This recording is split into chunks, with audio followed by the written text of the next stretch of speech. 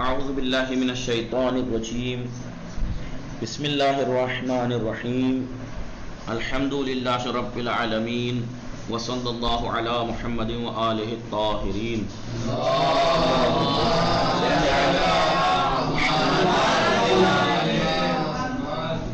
بات چل رہی تھی آداب اسلامی اخلاق میں کہ سماج اور معاشرے میں جو ایک دوسرے کے حقوق اسلام نے معین فرمائے ہیں ان کو ادا کر کے ہی انسان حقیقی کامیابی تک پہنچ سکتا ہے، اور وہ حقوق جب ہی ادا کر سکتا ہے کہ جب وہ ان حقوق کا اسے پتہ ہو. تو وہ حقوق جب تک پتہ نہیں ہوں گے تو ادا کیسے کریں گے؟ لہٰذا پچھلے درس میں والدین کے حقوق بیان کیے اور اب رشتہ داروں کے حقوق صلہ رحم کے بارے میں گفتگو چل رہی تھی. صلہ رحم کے بارے میں بتایا کہ صلہ رحم کسے کہتے ہیں اور اس کے فائدے کیا کیا ہیں. خلاصہ یہ نکلا تھا کہ صلہ رحم میں سب کچھ ہے. کیا ہے؟ سب کچھ ہے. کس نے فرمایا؟ پانچویں امام نے. کیا ہے؟ یعنی سب کو. الگ الگ روایتوں میں دیکھیں، کسی میں کہا کہ مال میں برکت ہوتی ہے، عمر میں برکت ہوتی ہے، رزق میں برکت ہوتی ہے، خدا راضی ہوتا ہے، جنت ملتی ہے. ٹھیک ہے. تو مولانا نے کیا فرمایا تھا پانچویں امام نے؟ اس میں دین ہے، ایمان، طول عمر، رزق کی کثرت، خدا کی محبت و رضا، جنت. کیا کچھ موجود نہیں ہے صلہ رحم میں؟ یہ صلہ رحم ہی ہے جو دنیا میں انسان کی مالداری اور آخرت میں اس کی جنت کا ضامن ہے. اور خدا کی مرضی تو سب سے بڑی ہے، خدا کی مرضی جو ملے گی. یہ سب کس چیز سے؟ صلہ رحم سے. جس کے معنی کیا ہوئے؟ جس کے معنی یہ ہوئے کہ صلہ رحم کرنے والا دنیا میں اس کی حیات طیبہ اور آخرت میں اس کا تابناک اور روشن مقدر کا مالک ہوتا ہے، جو بھی صلہ رحم کرتا ہے. ٹھیک ہے. تو صلہ رحم کے بارے میں کتنے فوائد دنیا میں بھی اور آخرت میں بھی کتنے فائدے وہ بیان کیے اور اس کی کیا فضیلت ہے. پھر صلہ رحم کی اتنی اہمیت اور عظمت کو پہچاننے کے بعد کتنی عظمت ہے دیکھیں آپ پیچھے کتنی بیان کی. ایک حدیث میں مولا رسول نے کیا فرمایا کہ اگر صلہ رحم کرو رشتہ داروں سے، اگرچہ وہ تمہارے ہاں سے ان کا ڈسٹینس، ان کا فاصلہ 1 سال کے سفر پہ کیوں نہ ہو، اتنے دور ہی کیوں نہ ہو، تب بھی ان سے ملو. ٹھیک ہے. کیونکہ یہ دین ہے، کیونکہ دین کا حصہ ہے. اب بتائیے کہ صلہ رحم کی اتنی اہمیت اور عظمت کو پہچاننے کے بعد کیا اب بھی یہ عذر کوئی پیش کر سکتا ہے کہ میرے اعزاء و اقربا سے بہت زیادہ فاصلے پر ہیں، بہت فاصلے پر رہتے ہیں، ہم ان سے دور ہے، یا کام کی زیادتی کی بنا پر ہم بہت زیادہ مصروف رہتے ہیں لہذا ان سے رابطہ نہیں رکھ پاتے، کیا ابھی کوئی عذر پیش کر سکتا ہے؟ ہلو، کوئی بہانہ پیش کر سکتا ہے؟ کوئی یہ کہے کہ وہ ہم سے بہت دور رہتے ہیں. کتنا دور رہتے ہیں؟ 1 سال کی فاصلے پر. رسول کہہ رہے ہیں اگر 1 سال کے فاصلے پر بھی ان کا گھر ہے تب بھی ان سے رابطہ رکھو، ملاقات رکھو، کیونکہ دین کا حصہ ہے. آپ کا یہ کام میں بزی رہتے ہیں، تو جب اتنی آپ کام کس لیے کرتے ہیں؟ رزق زیادہ ہو، ہے گھر والوں کو خوش رکھ سکیں. تو یہ اس میں صلہ رحم میں سب کچھ تو ہے. رزق اس سے برکت ملے گی آپ کو. ساتھ کام کریے آپ میں، ٹھیک ہے، لیکن ٹائم نکال کے اتنی فضیلت ہونے کے باوجود اپنے فائدے کے لیے آپ جائیے تاکہ عمر میں برکت ہو، رزق میں برکت ہو. تو آپ کی کوئی کیا بہانہ پیش کر سکتا ہے؟ نہیں.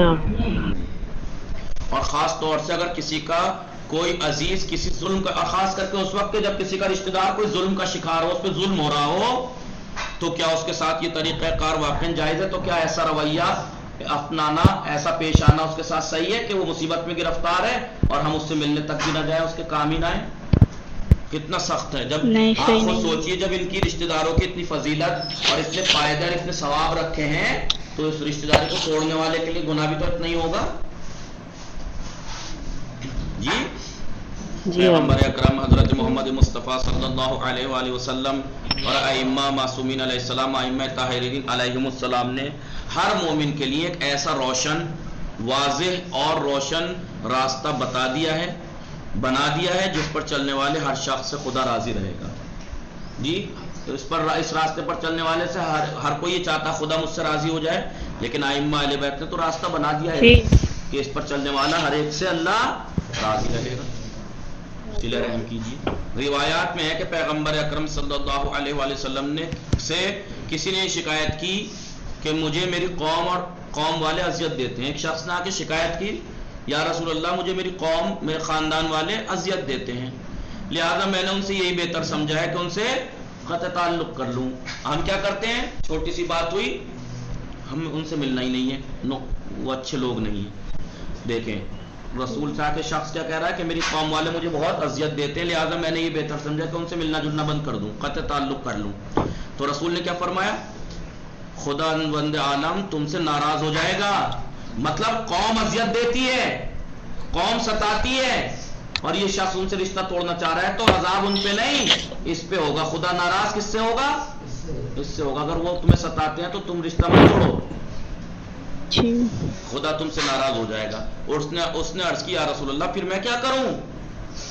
تو یہ ہم سب کے لیے جواب ہے, یہ جواب خالی اس کے لیے نہیں, یہ ہم سب کے لیے ہیں جو ہم یہ کہتے ہیں کہ فلاں رشتہ دار ہمارے لیے اچھا نہیں ہے, ہم نہیں ملنے کے.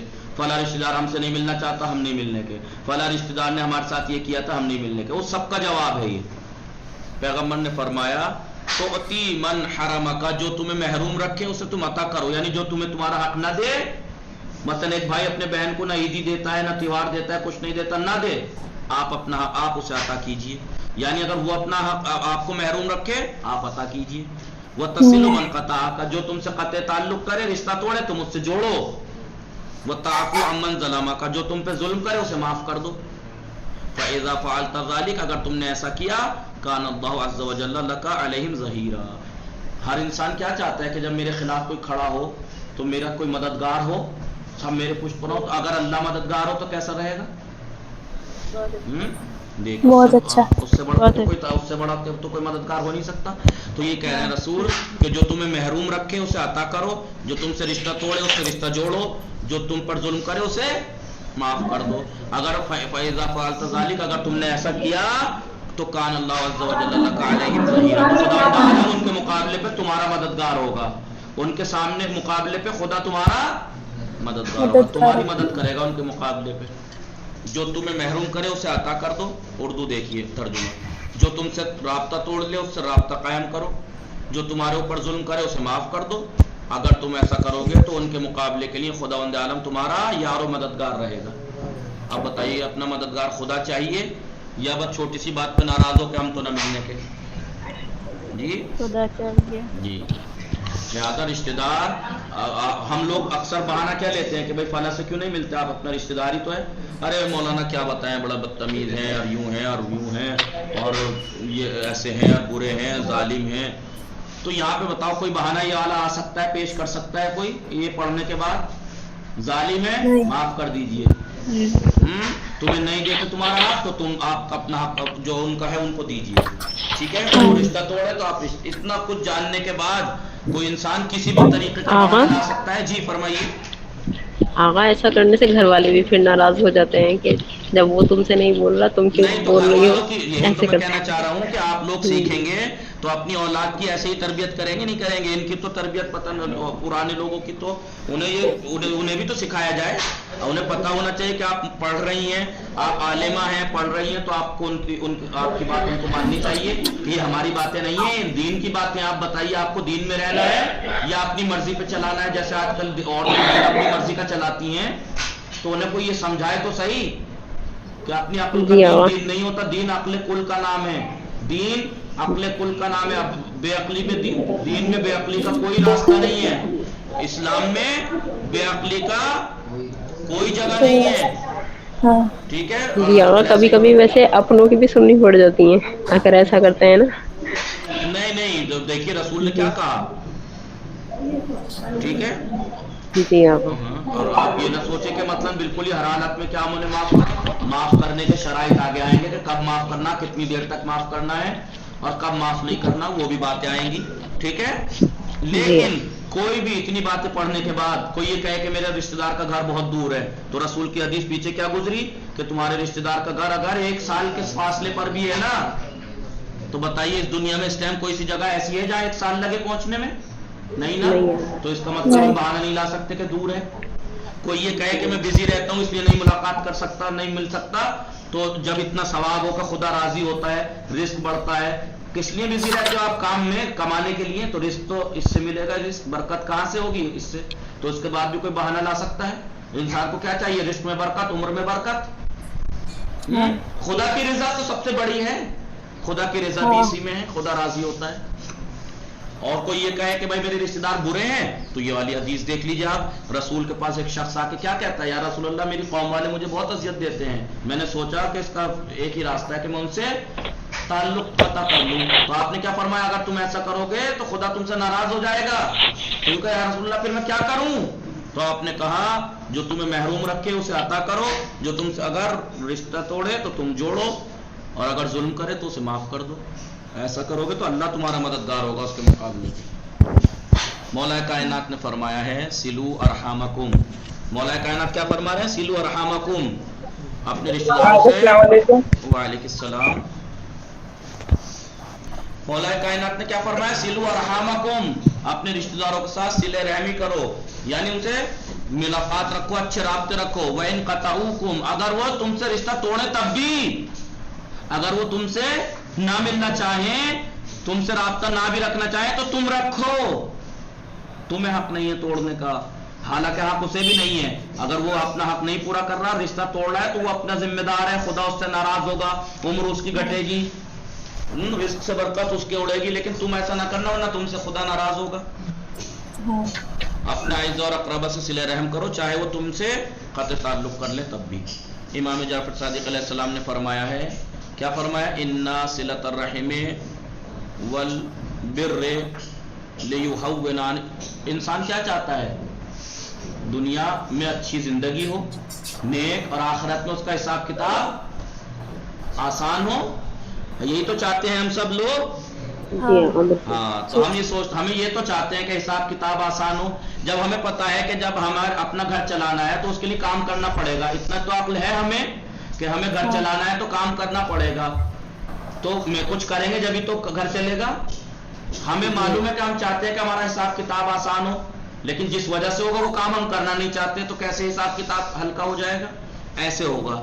ان صلۃ الرحم والبر، صلہ رحم یعنی رشتہ داروں سے اچھا تعلق رکھنا، والبر، بر یعنی نیک برتاؤ کرنا، لیہونان الحساب، حساب کتاب کو آسان کر دیتا ہے. وَيَعْصِمَانَ مِنَ الذُّنُوبِ، اور گناہوں سے محفوظ رکھتا ہے. لہذا فصلوا ارحامکم، اگر آپ چاہتے ہو کہ آپ کا حساب کتاب آسان ہو اور گناہوں سے بچو تو فصلوا ارحامکم، اپنے رشتہ داروں کے ساتھ اچھے برتاؤ کرو، ان سے اچھے رابطے رکھو، اچھے تعلقات رکھو. وبروا باخوانکم، اور اپنے بھائیوں کے ساتھ نیک برتاؤ کرو. ولو بحسن السلام ورد الجواب، آپ یہ مت سوچیے گا نیک برتاؤ کا مطلب یہ ہے کہ انہیں پیسہ دیں یا دعوتیں کی زیادہ، اپنے سے بڑھ کے زیادہ جو حیثیت بھی نہیں اس سے بھی بڑھ کے دعوتیں کھلائیں.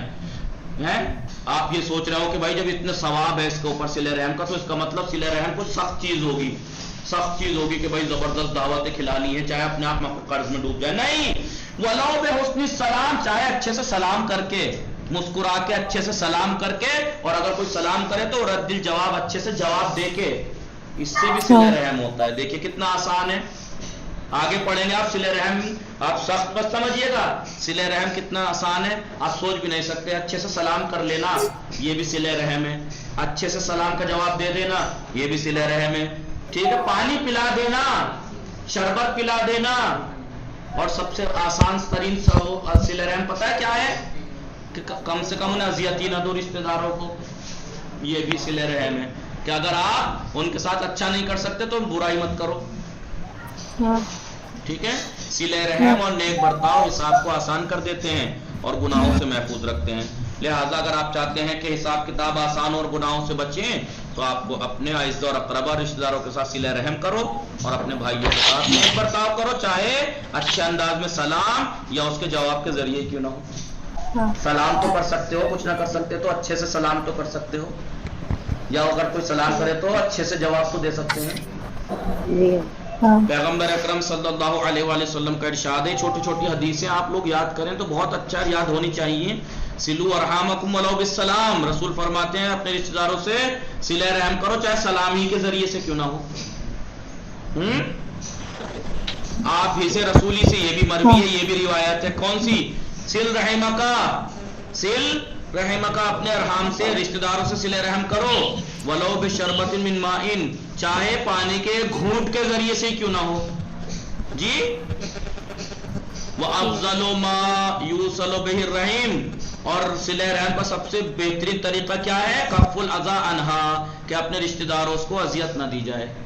سب سے بہترین صلہ رحم یہ ہے کہ کم سے کم اذیت نہ دی جائے، اپنے رشتہ داروں کو ستایا نہ جائے، ٹھیک ہے۔ اب آپ یہ سوچیں کہ ہمارے رشتہ دار تو بہت برے ہیں، ہم کیا کریں مولانا، اور یہ وہ، تو میں یہی تو کہہ رہا ہوں کہ آپ بھی پڑھیے، وہ بھی پڑھیں، سب پڑھیں۔ جب اسلام یہی تو چاہ رہا ہے کہ سب پڑھیں، سب جانیں، سب کو یہ چیزیں پتہ ہوں۔ جب سب کو پتہ ہو جائیں گے تو بتائیے معاشرہ متحد، متفق، اتحاد ہوگا کہ نہیں ہوگا؟ ہوگا۔